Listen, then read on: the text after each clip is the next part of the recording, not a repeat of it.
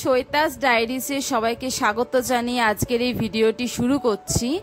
আজকে আমি আর আমার বর দুজনে মিলে যাচ্ছি হচ্ছে বর্ধমানে।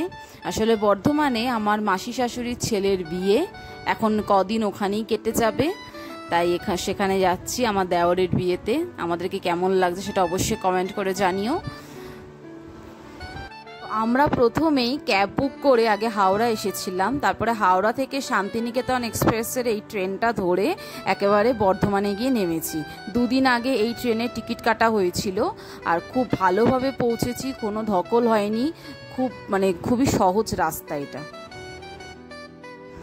তো দেখো আমরা মাসি শাশুড়ির বাড়ি পৌঁছে গেছি। তারপরে এই ছোটো মাসির বাড়ি এসেই তারপর দেখছি যে তত্ত্বের জন্য রেডি করা হচ্ছিল, আর এখানে মোটামুটি তত্ত্ব সাজানো হয়ে গেছে। আমরা এসে শেষ ফিনিশিংটা করলাম। এই দিদি শুরু থেকে অনেক দিন ধরেই তত্ত্ব সাজাচ্ছিল, তার আমরা এসে খালি শেষ ফিনিশিংটা করলাম। ওই পেপার লাগিয়ে সেলোটেপ লাগাতে হবে, এগুলো তো একজনের পক্ষে সম্ভব নয়, তো এখানে প্রায় দুজন তিনজনকে ধরতে হয়, তাই আমরা এসে ধরে দিচ্ছিলাম। তারপরে তত্ত্বের কাজটাও শেষ হলো।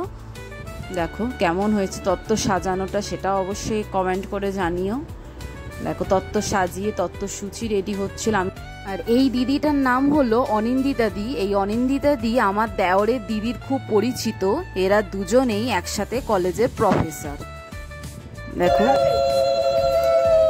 এবার আইবুড়ো ভাত পর্ব শুরু হবে। আইবুড়ো ভাতের জন্য দেখো সবকিছু রেডি করা হচ্ছে।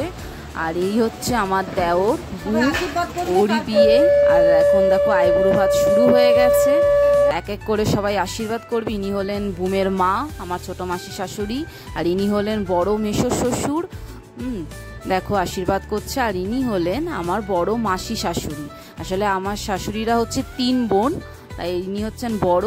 আর আগে দেখালাম ছোট মেশো শাশুড়ি, আর ইনি হলেন আমার শাশুড়ি মা। তোমরা তো সবাই আগে দেখেছো। দেখো এক এক করে সবাই আশীর্বাদ করছে।